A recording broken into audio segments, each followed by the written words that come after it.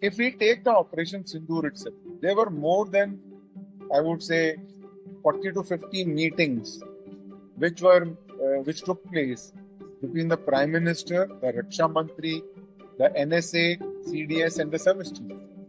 That means if we have to execute a war from India, it will be tightly controlled by the government. The Pakistani space capability, do they have the capability to monitor India and Indian military the way they were, planning and moving ahead? I don't think so. Yes, there could be losses in war. There would be losses. How many did we lose? I personally do not know because I do not have access to this information. But why? But why did we not accept it in the initial part?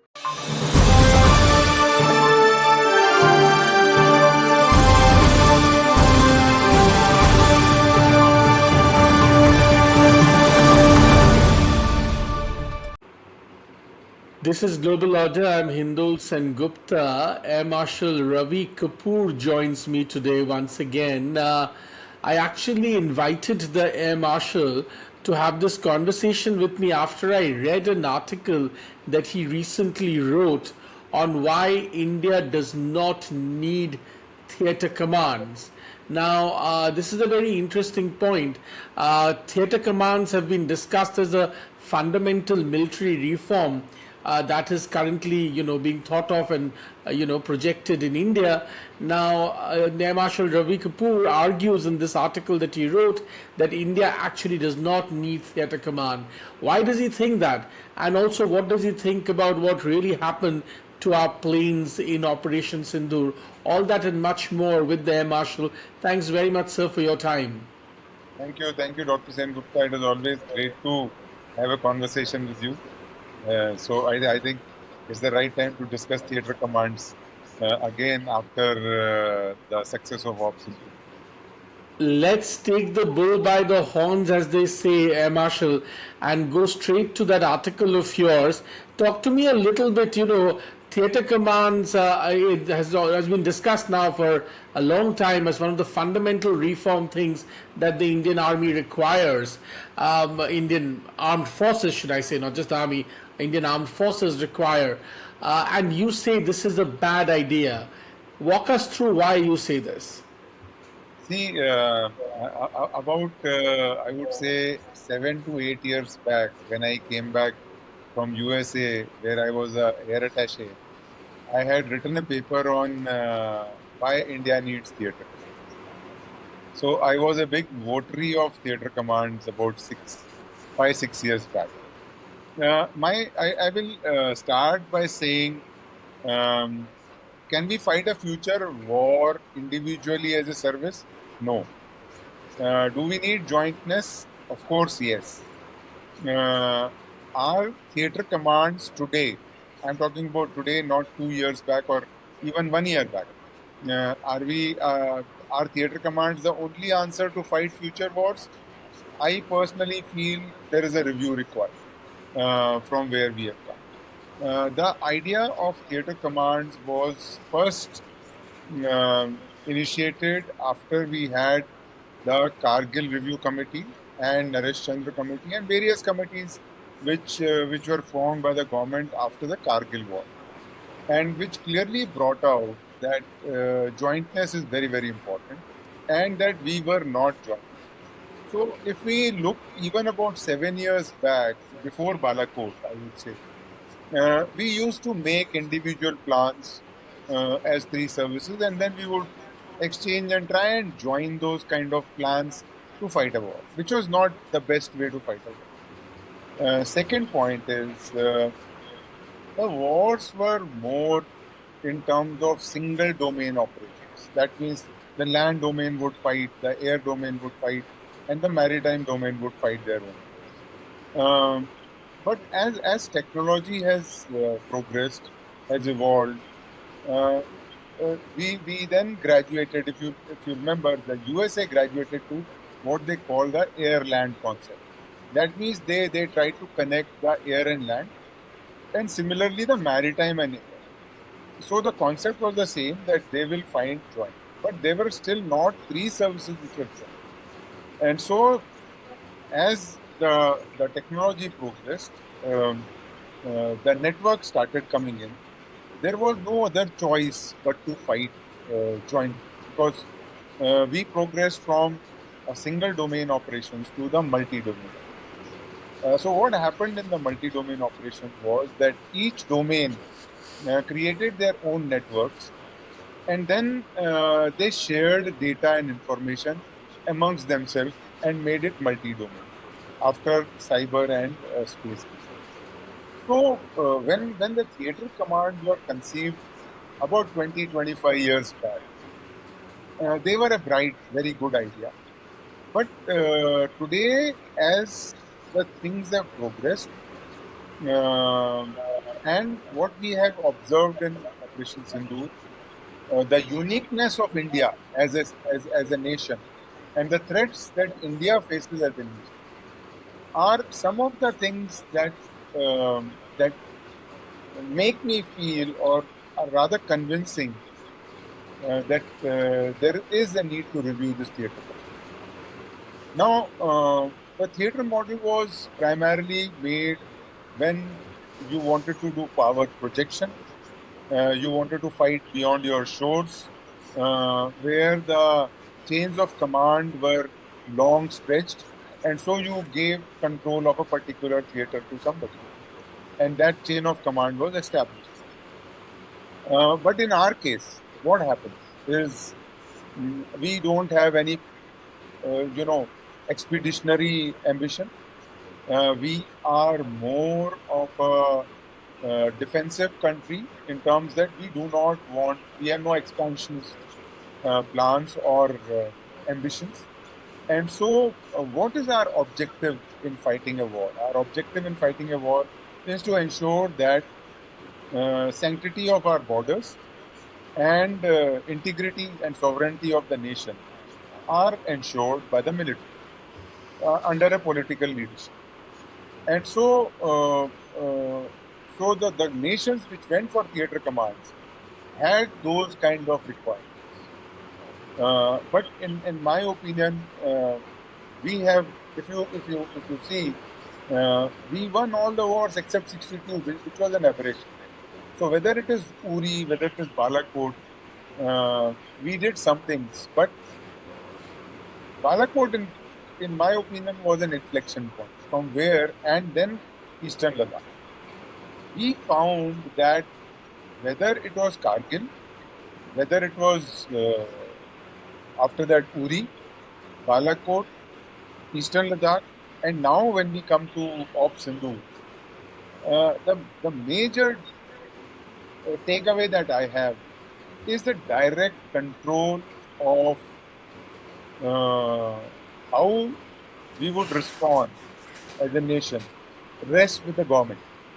And so there is a constant interaction between the national political leadership and the military leadership. If we take the Operation Sindoor itself, there were more than, I would say, 40 to 50 meetings which took place between the Prime Minister, the Raksha Mantri, the NSA, CDS, and the service chiefs. Now, these meetings were either all together, or some of the players together, individually with some service chiefs, individually with the CDS, or involving all service. That means, if we have to execute a war from India, it will be tightly controlled by the government. And so the escalation that we are keep talking about will be tightly controlled by the government of India. That means, if this interaction has to take place in Delhi, and if your theatre commanders are somewhere else, how would it take? Similarly, I today I don't know whether we have the appetite of putting the CNCs directly. A theatre commander would be a CNC directly to the Prime Minister. So, what networking and the change in the way we fight a war, the evolution of artificial intelligence, the evolution of network-centric warfare, the evolution of multi-domain operations have forced jointness onto us. And that reflected in Operation Sindoor when we saw the first attack which took place on 7 was a joint mission between Indian Air Force and Indian Army. Air Force took out Bahawalpur and Muridke, and Army, along with some other components, took out the other 7 terror targets in North Punjab and in J&K. And thereafter, when we progressed further into the operation, we found the jointness in the air defense system, which was not there earlier. So if this jointness is there, and we have been able to integrate all the resources, the integration is in networks, jointness is in plan, organizing, and logistics. So if we have a good jointness in planning, organizing, and logistics, which is then decentralized for execution down to the operational commands of the services. Then what we find is who fight an integrated battle through their integrated networks. Then you find where is the theatre command required. Similarly, this whole Operation Sindoor, like the CDS remarked, was a non-contact and multi-domain operation. Most of the future wars or conflicts are mostly non-contact in our context. I would say in our context. And so, if those are the cases, then and if this model which we have, which we executed in Op Sindoor while dealing with Pakistan as a full nation from Sindh in south to J&K in the north, across the entire western border, without a theatre commander, with so much of synergy, then I don't think there is a requirement of a theatre command. These 2-3 points which I Allow me to give you some of the, some of the counter arguments that many people present to what you're saying. People say that, in fact, more than ever before, India needs a unified approach to its defense because, all the things that India always spoke about as major points of crisis have indeed already come into play in some way or the other. Let's take one example of that, Air Marshal. This entire thing about fighting a two-front war. Now, we've been hearing ever since Doklam happened that in some shape or form between Pakistan and China, and now, of course, in the last 1 year in Bangladesh, this two-front war scenario has in fact really come into play in real terms, not merely as theory. Considering all of these issues and considering India also faces an additional problem of internal terrorism threats, this kind of unified approach is absolutely vital, especially in the age where you could be facing a drone attack from one side, you could be facing an incursion from the other. There could be multiple points of security threats. What do you say? How do you counter that argument or counter these arguments? In my opinion, if we see Op Sindoor, I would consider it a 1.5 front war. Basically, because there was complete collusion between China and Pakistan. China provided Pakistan with hardware. Whatever information I have is that the PL-15s that are there with Pakistan, that were used by the Pakistani fighter, uh, were actually the ones which the PLAAF uses. That means they were not the export variants with a lesser range. And so, should I not say that Pakistan is China's proxy? And if we are taking Bangladesh today is also a proxy between these three. So if we take these three nations, I wouldn't even consider Bangladesh for the time being. I would consider only Pakistan and China. With 81% of the Pakistani military hardware coming from China and only going to increase as the time goes by. And with J-35 now having been is being cleared for export as I see, and I give a lot of credit to certain foreign reporting, while we may have our own doubts. Finally, their credibility comes up in some form of data. They may be out by a little, some percentage points, but then somehow they get that information right. And so, in that, what I would say is, if J-35s are being accelerated to Pakistan, then it is no more two front. It is one front, and we have to deal with both of them together. We cannot deal with both of them as two separate entities. With Pakistan ceding certain uh, land to China around the Karakoram Pass in the Shaksgam Valley, that area, they have a road connectivity, they have air connectivity, they have cyber connectivity, they have electronic connectivity, they have communication connectivity, and if you just see the Pakistani space capability, do they have the capability to monitor India and Indian military the way they were planning and moving ahead? I don't think so. And so, in my opinion, it is no more a two-front war. We will have to constantly see both fronts together. And that dynamism can only come from the center. Come what may, you will find that in most of our cases, if we see our history, most of our cases are skirmishes, standoffs, and limited conflicts, which have been escalated to certain amount of extent. There's been no full-fledged war since 71. And in today's globalized world, do we see a full-fledged war starting de novo? I do not see that.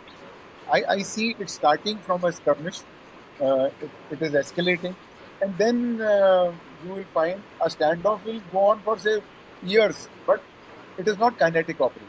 Those are gray zone operations. They are hybrid warfare. They are asymmetric operations, which will be employed by our adversary. And in those cases, how do we deal with them? There will have to be a kind of a strategy which will have to then go into an operational plan which will be decided at the center, and it will not be decided by the theater commander. So if there are so many wheels within wheels and the timelines are such tight, where the opportunity of a long war, in my opinion, is a little lesser. I won't say it will not happen, but I would say it is a little lesser probability. In that case, uh, I can't imagine a theater commander who's sitting probably in Trivandrum or wherever he is envisaged to be coming to Delhi for consultation. And so when we have prepared, and my second point is, there is every time people will say that Air Force is not supporting theater commands because of lack of resources. I say, who has got adequate resources between the three services? Does Army have resources for all three fronts simultaneously? Does Navy have resources to take on all three fronts simultaneously? And where are we going to fight the next conflict? The next conflict will be continental. We are continental nation. We are not a we are not going to fight in the maritime domain in extended ranges. We may have to defend, may have to deter, but that the basic thing will be close to our shore. And so that is something that needs to be controlled. And if all of us have lesser resources, then isn't it better that they be centrally controlled and coordinated? Let's talk a little bit about the other issue that I wanted to discuss with you, Marshall. You make a strong argument about how the next big conflict, whenever it comes, will be a continental conflict and not a maritime conflict. I want to just, go to that for just a moment. But the other big issue that I want to discuss, of course, is what really happened to our planes in Operation Sindoor in the last few days. Once again, we've seen a lot of conversation about that. and I want to talk to you about that. But just before I do that, I want to ask you, you make a very powerful point that the next conflict will be continental and not maritime. But there are people who believe that, considering what's happening in the South China Sea, considering what China is trying to do, including in the Bay of Bengal region, considering China's efforts to assist Pakistan, even in the Arabian Sea, it could well be maritime. Do you completely discount that? No, I don't discount that at all. Maritime power is very much required in Indian context. It will be required to fight and win wars in a joint and integrated warfare concept. In I would say not multi-domain. Today we are moving from multi-domain to joint all-domain operations, where there is not only networks of a particular domain, there are networks which are integrating all domains seamlessly. And so a maritime commander would have the same picture as an air commander or a land commander. And so when we have to fight, we will choose the right tool to fight. And in that case, yes, maritime has huge importance in our case, primarily when we deal with in Arabian Sea as well as Bay of Bengal. If we have to protect our interest in Andaman Nicobar Islands, if we have to project power from Malacca Strait to Gulf of Aden, it is the maritime domain which will exploit the entire spectrum of operations in that area of operations. My point when I said the war will be more continental in nature is we have unresolved borders with our two neighbors. When we have unresolved borders, the fight is not, there is never a fight of oceans. There is fight of land. And so in our case, the fight has always been of land. And in case the fight is of the land, the major fight will be fought by the Air Force and the Army. And the Air Force will have to go in first. In every operation, we have seen that.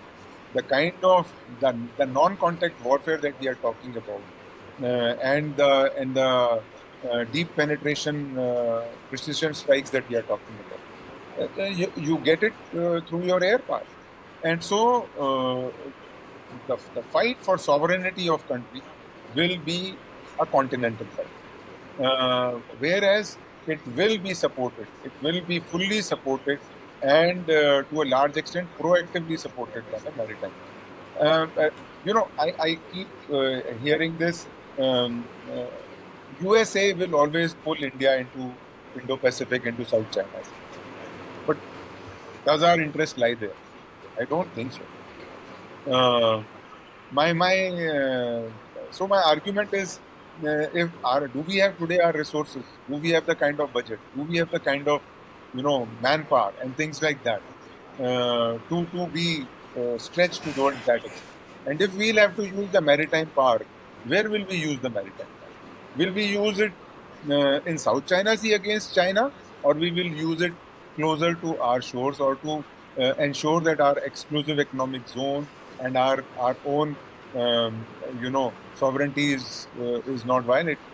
And so that is the kind of thought I have about the continental conflict. It is not to say that all three services, all three domains will have equal, if not lesser, role to play. There is no doubt that the initial part will have to be played by the air power, and thereafter it will have to be sustained by the air power. And we have seen the result in Ukraine-Russia conflict, when the air power was taken off for some time. The gains got neutralized. And so it is very, very important that we learn from the conflicts that are going on and that have gone in, to ensure that we don't make those mistakes that they made. Let's talk a little bit about the other thing that has consistently made news in the last few days, Marshal, which is, of course, what really happened in Sindoor. Now it does seem like there has been some sotto voce acceptance that we did lose some aircraft in the first part of the conflict. Now, how many these were is still unclear, but there does seem to be a question that, we did lose some aircraft. Not a question, actually, an answer that we did lose some aircraft, and probably at least one Rafale, if not two, among them. Talk to me a little bit about how you see this. Number one, why did we take so long to come to this sort of acceptance? Could we have just, after all, at the end of the day, I was looking at the numbers, for instance, in the Gulf War. I mean, how much, arms and ammunition did America lose, facing a much, much smaller adversary? So, in a conflict, countries lose armaments. I mean, that's why those armaments are there. But why were we so coy about this? Why did it take so long? What was this entire thing all about? See, the fact is that now CDS has accepted that we did suffer some losses. In fact, indirectly, the DG Aerops had in his first press conference accepted indirectly that yes, there could be losses in war. There would be losses. How many did we lose? I personally do not know because I do not have access to this information. But why? But why did we not accept it in the initial part? I would say that there is fog of war. There are various things that you are trying to analyze about your adversary and his capabilities, what he's trying to do, how is he trying to do, and the speed or the pace at which the conflict continues to escalate will also decide, how to analyze what happened, why did it happen, and what we must do to ensure that it does not happen again. Followed by, if we say that this is what we lost, that is what we lost, we are trying to tell the adversary that what you are saying is right or wrong. And so when you try and tell the adversary that this is right or wrong, you are in fact giving a positive or a negative feedback, which is not required at that point in time because the war is on.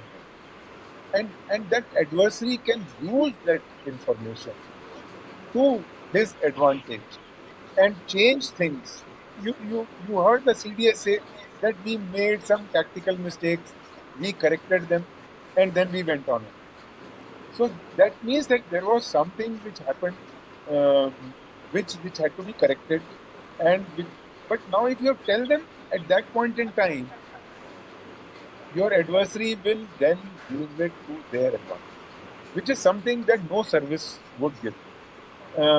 Whether we should have given that yes, we lost the aircraft on the first day or second day, I think that is immaterial because if when I first read all these media reports, what I found common was that they were originating from some common areas and through a common thread, and which is something that was kind of building a narrative against India, which India should not have fallen for. And that is the right decision, I think, which was taken at that point in time. Not to say anything and not to accept or deny. Uh, like you understand that it is very very important that once a correction is made, once again you have to review whether that correction that you made is the right correction or not. Are you gaining something out of those corrections? And that is why I feel the decision to not uh, come out openly and declare to the world what has happened, I think was the right decision. My last question, Marshall. Then some questions have also been raised about the essentially the quality of Rafale as a cutting-edge, top-of-the-line fighter jet. If indeed we have lost Rafales, do you think there should be some thought on that, or how do you consider this point? No, I think there is no question of even reconsidering the thought about Rafale. Rafale is an extremely good aeroplane. It's a very very capable fighter. It delivered everything it did. one has to understand that air combat today is not about dogfights. It is about beyond visual range, and it is about how people are networking each and every component of that kill chain to surprise the other. And so, what at times happens is and because I think China was more than helpful to Pakistan in doing a lot of things. It could have a situation could have arisen where, and like I covered earlier, uh, most probably the PL-15s that were fired by the Pakistan Air Force were actually originally are the Chinese original PL-15s and not the export version. And so it could happen in a BVR combat that somebody could be a little early or late. And that is not a reflection of the aircraft capability. It is not a reflection of a pilot capability also. It is a reflection of the nature of the air war today. And what probably we need to now integrate in our own system to ensure that the kill chains that we develop or the defensive tactics that we develop cater for all these things. And that is the only I think reason. Otherwise, to say that Rafale, I think it's a very very capable aircraft. It delivered all scalps and hammers and ensured that everything went and struck where it was designated to. Mm, the what is beauty? The beauty of this operation is that neither our aircraft nor the Pakistani aircraft ever came closer to the border. And in this melee of large number of aircraft, one odd aircraft could just uh, you know uh, become a target without any intentions. Marshal Kapoor, thanks very much for your time. As always, very astute comments to take us through all these different nuances. No doubt, all of these conversations, really will progress in the coming weeks and months as we get more information, and we'll have an opportunity to talk to you once again. Thanks very much for your time today. Really appreciate it, sir. Dr. Sengupta, I just want to make one more one just Please, sir, the please, last point. kindly. Today and the future wars are going to be a combination of manned and unmanned. The cyber and space domain will be the most important domain. And I think more important than creating theater commands at this point in time is to create the cyber and space commands to ensure. And now, if you have cyber and space commands, how do you integrate them with theater commands? And if you have all this orchestration at the apex level, and the theater command concept primarily, what it says, the chief should do raise, pain, and sustain. Now you have got 3 4-star generals with 40 years of experience who have done operations all their life, and you just want to remove them from the chain of command. I mean, it doesn't work that way. And the kind of the kind of joint thinking, the joint intellect that comes on the table when CDS leads these 3 4-star generals, the four combined intellect would be way more than just two people who are trying to decide, coordinate, and then make a suggestion. I would believe that the combined capability of three chiefs and the CDS far outweighs the concept of theater. And I do not know what is going to be in case theater command is made and there is another layer, what will we do with the regional commands then? What happens to those commands? In my opinion, it is more important that we first create the space command and the cyber command, strengthen our special forces, raise it to a little higher level than the agency, and more importantly, realign the boundaries of all our operational commands in a manner that they are geographically contiguous to each other, and we create integration in terms of people from each service working with other service at the operational and the tactical level, then create Very well justice put, indeed, Marshal and Kapoor. Thanks very have a much. organizing No wonder planning you've, in a organizing. sense, I was just say, you have set the cat among the pigeons with your latest article. I think there is internet No doubt, connection it's issue. going to be debated and deliberated again and again. Thanks very much for your time today. I really appreciate it, and do be with us, as we contemplate all these issues in the future too. Thanks very much, sir. Thank you, thank you.